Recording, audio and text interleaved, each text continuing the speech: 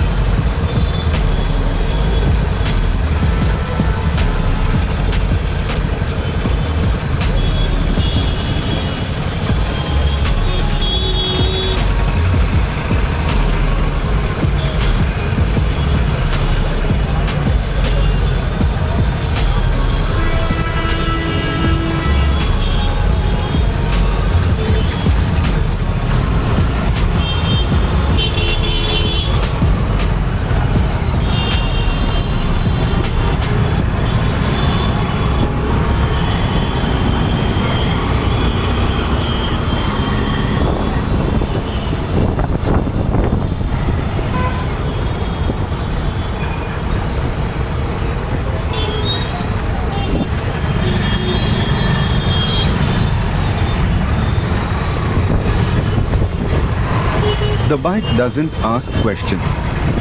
It just offers forward motion, and for some people, that's exactly the medicine they need.